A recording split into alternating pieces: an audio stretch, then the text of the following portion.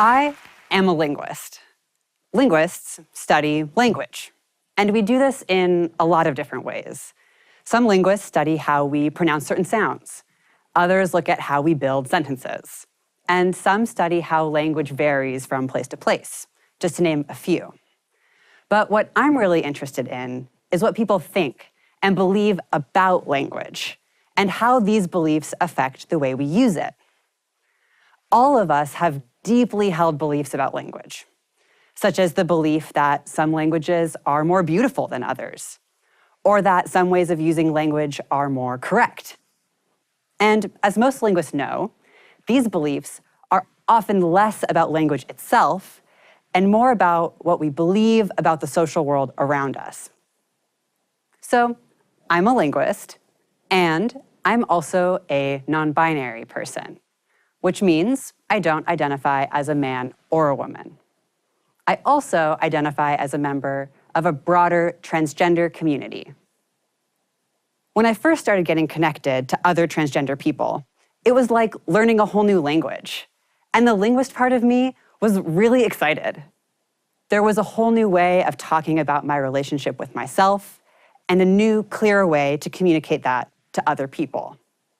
And then I started having conversations with my friends and family about what it meant for me to be trans and non-binary, what those words meant to me specifically, and why I would use both of them. I also clarified the correct words they could use when referring to me. For some of them, this meant some very specific changes. For example, some of my friends who were used to talking about our friend group as ladies or girls switched to non-gendered terms like friends or pals. And my parents can now tell people that their 3 kids are their son, their daughter, and their child. And all of them would have to switch the pronouns they used to refer to me. My correct pronouns are they and them, also known as the singular they. And these people love me, but many of them told me that some of these language changes were too hard, or too confusing, or too ungrammatical for them to pick up. These responses led me to the focus of my research. There are commonly held, yet harmful and incorrect beliefs about language that, for the people who hold these beliefs, act as barriers to building and strengthening relationships with the transgender people in their families and communities, even if they want to do so. Today, I'm going to walk you through some of these beliefs in the hope that we can embrace creativity in our language and allow language to bring us closer together. You might see your own beliefs reflected in these experiences in some way. But no matter what, I hope that I can share with you some linguistic insights that you can put into your back pocket and take with you out into the world. And I just want to be super clear. This can be fun. Learning about language brings me joy, and I hope that it can bring you more joy too. So, do you remember how I said that for some of my friends and family, learning how to use the singular they was really hard, and they said it was too confusing or too ungrammatical for them to pick up? Well, this brings us to the first belief about language that people have. Grammar rules don't change. As a linguist, I see this belief a lot out in the world. A lot of language users believe that grammar just is what it is. When it comes to language, what's grammatical is what matters. You can't change it. I want to tell you a story about English in the 1600s. Back then, as you might imagine, people spoke differently than we do today. In particular, they used thou when addressing a single other person, and you when addressing more than one other person. But for some complex historical reasons that we don't have time to get into today, so you'll just have to trust me as a linguist here. But people started using you to address someone, regardless of how many people they were talking to. And people had a lot to say about this. Take a look at what this guy Thomas Elwood had to say. He wrote, "The corrupt and unsound form of speaking in the plural number to a single person, you to one instead of thou, contrary to the pure, plain, and single language of truth, thou to one and you to more than one. And he goes on. Needless to say, this change in pronouns was a big deal in the 1600s. But actually, if you followed the debates about the singular they at all, these arguments might sound familiar to you. They're not that far off from the bickering we hear about the so-called grammaticality of pronouns used to talk about trans and non-binary people. One of the most common complaints about the singular they is that if they is used to refer to people in the plural, it can't also be used to talk about people in the singular, which is exactly what they said about thou and you. But as we have seen, pronouns have changed. Our grammar rules do change, and for a lot of different reasons. And we're living through one of these shifts right now.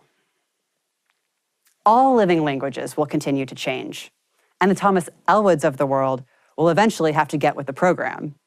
Because hundreds of years later, it's considered right to use you when addressing another person. Not just allowable, but right. The second belief about language that people have is that dictionaries provide official, unchanging definitions for words. When you were in school, did you ever start an essay with a sentence like, "The dictionary defines history as," well, if you did, which dictionary were you talking about? Was it the Oxford English Dictionary? Was it Merriam-Webster? Was it Urban Dictionary? Did you even have a particular dictionary in mind? Which one of these is the dictionary? Dictionaries are often thought of as the authority on language, but dictionaries, in fact, are changing all the time. And here's where our minds are really blown. Dictionaries don't provide a single definition for words. Dictionaries are living documents that track how some people are using language. Language doesn't originate in dictionaries. Language originates with people, and dictionaries are the documents that chronicle that language use. Here's one example. We currently use the word awful to talk about something that is bad or gross. But before the 19th century, awful meant just the opposite. People used awful to talk about something that was deserving of respect or full of awe. And in the mid-1900s, awesome was the word that took up these positive meanings, and awful switched to the negative one we have today. And dictionaries over time reflected that. This is just one example of how definitions and meanings have changed over time, and to keep up with it, how dictionaries are updated all the time. So I hope you're starting to feel a little more comfortable with the idea of changing language. But of course, I'm not just talking about language in general. I'm talking about language as it is impactful for trans people. And pronouns are only one part of language, and they're only one part of language that's important for trans people. Also important are the identity terms that trans people use to talk about ourselves, such as trans man, trans woman, non-binary, or genderqueer. And some of these words have been documented in dictionaries for decades now, and others are still being added year after year. And that's because dictionaries are working to keep up with us, the people who are using language creatively. So at this point, you might be thinking, but Archie, it seems like every trans person has a different word they want me to use for them.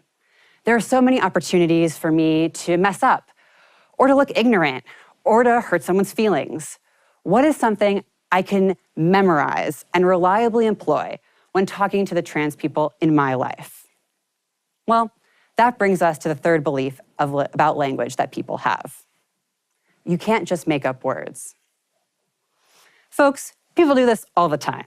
Here's one of my favorite examples. The official term for your mother's mother or your father's mother is grandmother. I recently polled my friends and asked them what they call their grandmothers.